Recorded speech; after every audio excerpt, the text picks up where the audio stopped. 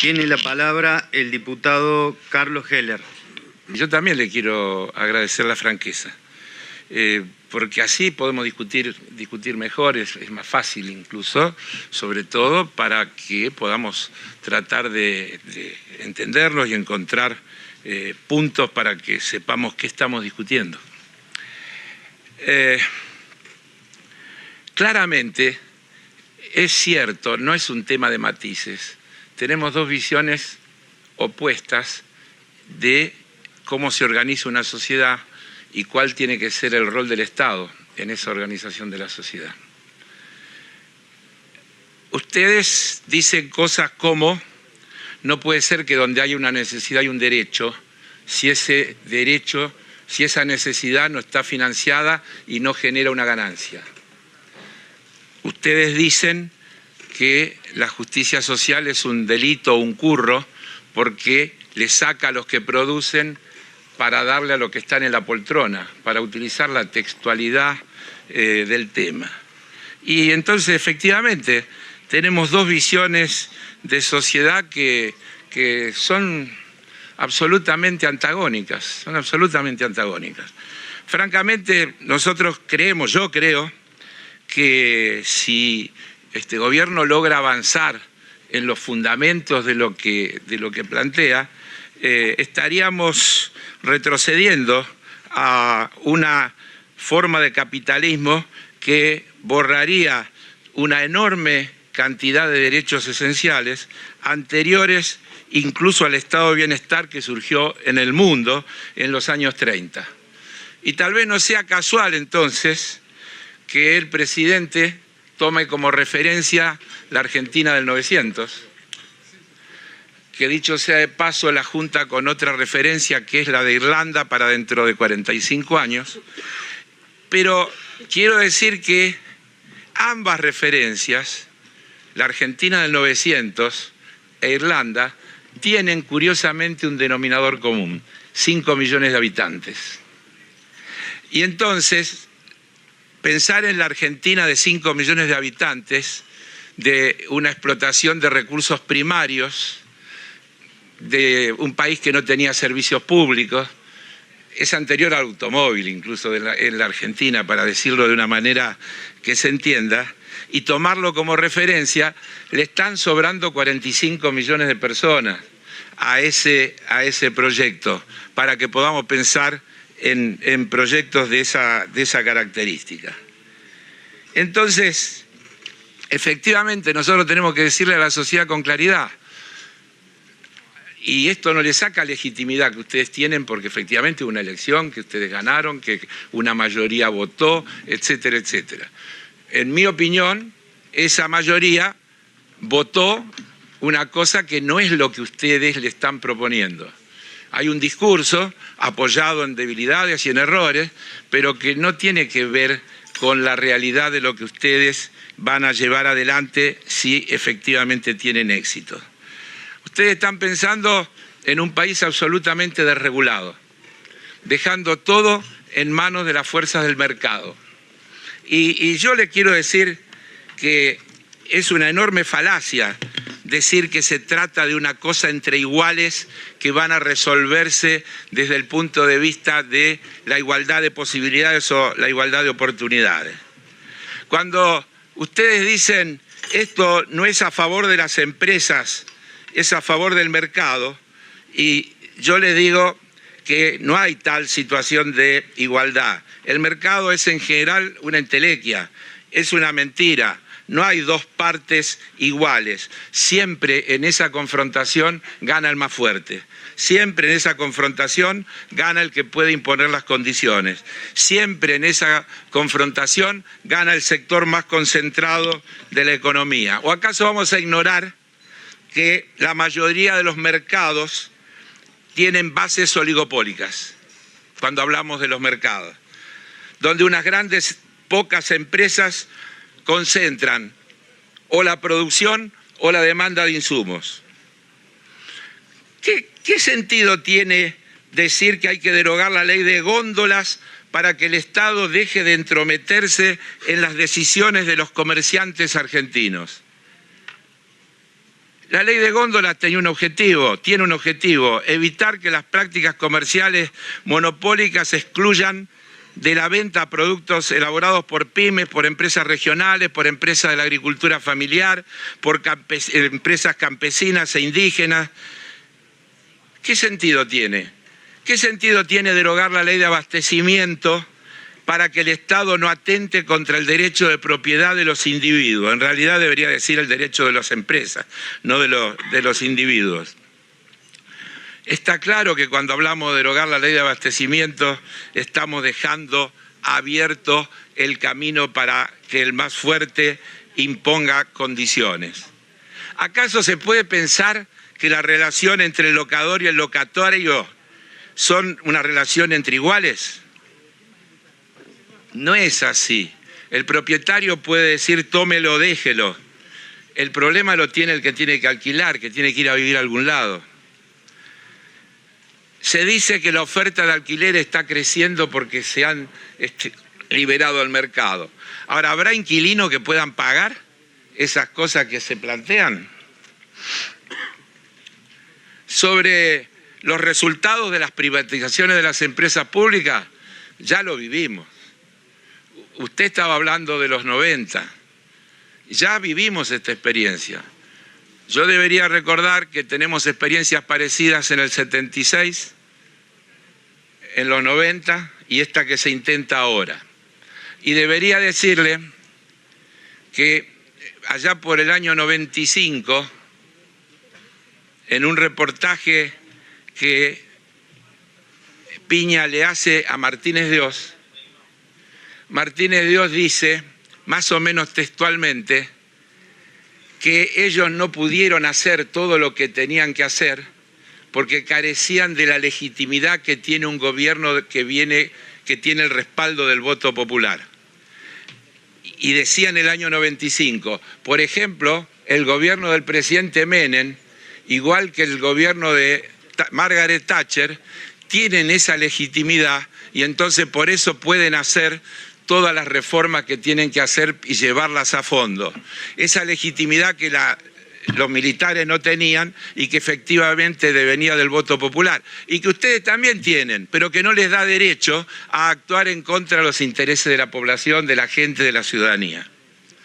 Entonces, yo digo, no es de su área, pero como estamos hablando de regulaciones y desregulaciones, mire, como para mostrar la profundidad de las cosas que plantean, en el artículo 62, hablando en el capítulo de regulación económica, quitando las sanciones al encargado de venta de entradas que no ofreciere manifiestamente la totalidad de la localidad disponible o las vendiera en condiciones diferentes a las dadas al conocer por el organizador. Y en el artículo 64 dice, las entradas deportivas pueden ser revendidas sin límite de las veces que pueda realizarse dicha operación. Incluso dice, podrán cobrar una comisión que no supere el 5% del precio acordado, pero no podrán limitar sus precios. No entiendo cómo se limita la comisión y no se limita el precio, es medio extraño. Pero yo digo, ¿qué valor agregado genera esa actividad? Para que entendamos la ideología, la profundidad de lo que están planteando. ¿Cuál es? El valor agregado de la actividad lo genera la actividad de base, la actividad deportiva, que se expresa en el precio del espectáculo que lo establece el organizador del espectáculo. El mayor valor de las entradas de reventa es solo una transferencia de dinero entre el revendedor y el usuario. ¿A qué instancia favorece eso? No genera producción, no genera valor, es solamente especulación. Lo digo solamente como un ejemplo. Podríamos cansarnos de citar ejemplos parecidos. Mire, ustedes hablan del atraso de precios relativos y de la necesidad de liberar esos precios para que recuperen ese atraso que tienen, porque dicen que hay precios reprimidos. Yo les quiero preguntar, cuando dicen precios relativos, falta algo, ¿relativos a qué? Porque la gente cree que hay un acomodamiento y que luego vendrá el salario que también se va a ajustar, y no va a ser así, porque el atraso de precio relativo del que hablan es el atraso respecto del precio del trabajo, es el atraso respecto del precio de las prestaciones de la seguridad social. Y el objetivo es dejar consolidado ese atraso. Yo digo, ¿cuáles son los precios reprimidos? ¿Los de las prepagas? ¿Los de los servicios públicos, como todos estamos hablando y conocemos? Entonces, claramente, el cambio de precios relativos se produce a costa del sector de ingresos fijos. Por eso, la devaluación, por eso el aumento de precios, por eso pasamos de una inflación incontrolable del 11% a una que es un enorme éxito del 25%, porque más o menos las cosas se nos plantean de esa manera. Entonces, digámoslo sin vueltas, acá se trata simplemente de generar un cambio de precios relativos que apunta a favorecer a determinados sectores de la economía en contra de otros. ¿En contra de quién? Del sector de los ingresos fijos. No hay vuelta. Acá ya se ha hablado hoy largamente... Diputado, ¿podría redondear? Mire, yo no hablé todos estos días. Es la única vez que pedí la palabra. La única vez que pedí la palabra. Entonces, por favor, no me corte y permítame completar una idea. No, de ninguna manera lo voy a cortar. Bien. Simplemente si puede redondear con la pregunta. Sí, ya voy a llegar a las preguntas. En el proyecto, en un montón de lugares, se habla de delegación de facultades. En el artículo 107 ya hablaron de esto varios compañeros míos. Itaí Hackman habló del tema, también lo hizo ayer en el marco de todas las dificultades que tuvo para poderlo expresar el diputado Cafiero. Mire, el artículo 107 habla de la derogación del artículo 1 de la Ley de Fortalecimiento de la Sostenibilidad de la Deuda Pública, por el cual el gobierno tiene que remitir una ley a este Congreso cuando la emisión de deuda en moneda extranjera y bajo legislación y jurisdicción extranjera supere la emisión autorizada por el presupuesto nacional. Acá hay un cambio que es profundo porque le deja al Poder Ejecutivo la capacidad absoluta de endeudarse y no tener que pasar por el Congreso.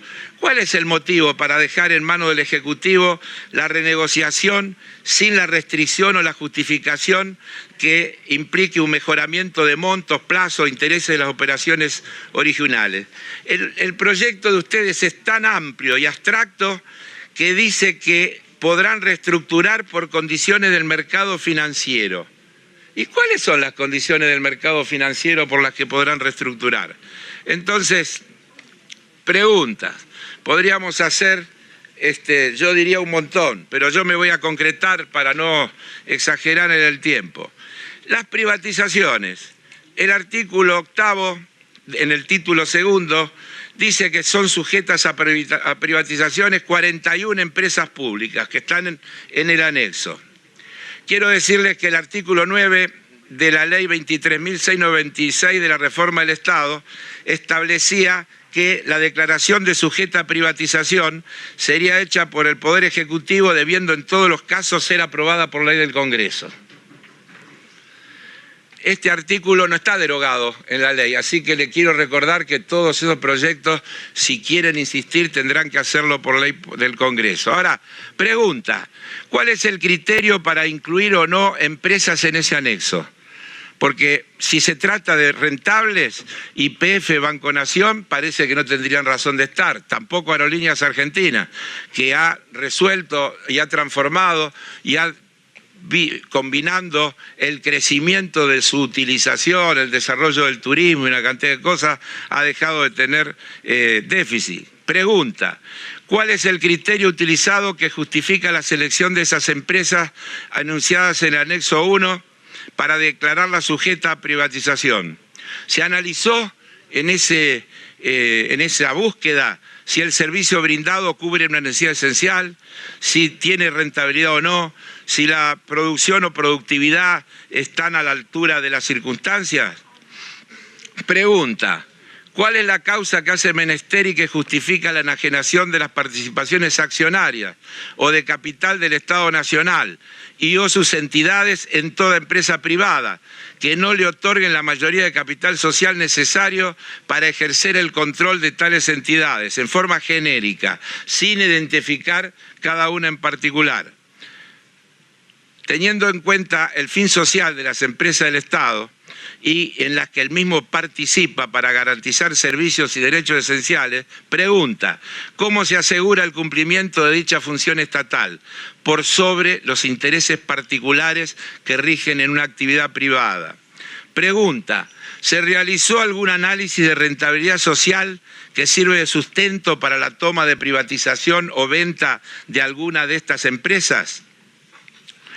El artículo 35 de la Ley 24.804, Ley Nacional de la Actividad Nuclear, que otorga al Estado una acción de oro para la decisión de ampliación de capacidad o construcción de una nueva central nuclear, así como la salida de servicio. Pregunta, ¿se tuvo en consideración la importancia que implica la actividad nuclear?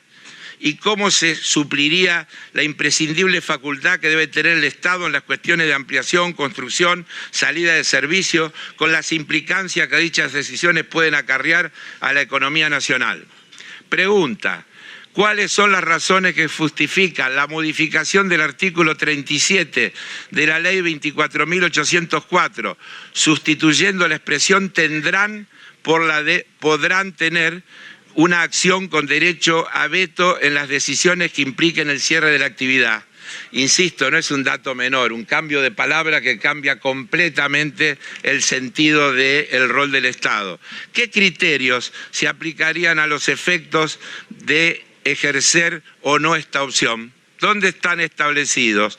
Pregunta, en la prensa nos hemos enterado que el ministro de Economía o el Gobierno Nacional habla de securitizar las acciones de YPF y del Fondo de Garantía de Sustentabilidad para obtener así financiamiento externo.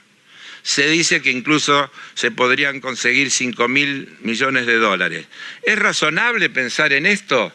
¿Se tiene en cuenta que el Fondo de Garantía de Sustentabilidad, además de ser un instrumento para darle sustentabilidad en el largo plazo al funcionamiento del sistema previsional, tiene entre sus activos participaciones accionarias de un montón de empresas públicas, entre ellas empresas estratégicas de la economía argentina? Pregunta, ¿cuál es el motivo para dejar en manos del Poder Ejecutivo la renegociación sin la restricción o justificación de implicar un mejoramiento? Ya la dijimos esta, perdón. ¿Puede redondear, diputado? Sí, ya estoy terminando. Creo que lo principal ya lo planteé, pero creo que está dicho en el inicio.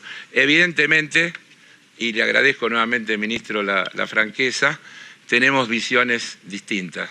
Nosotros creemos en la necesidad de un Estado activo, presente, que juegue para proteger los intereses de los más débiles en cada una de las circunstancias que hacen a la vida de argentinos y argentinas.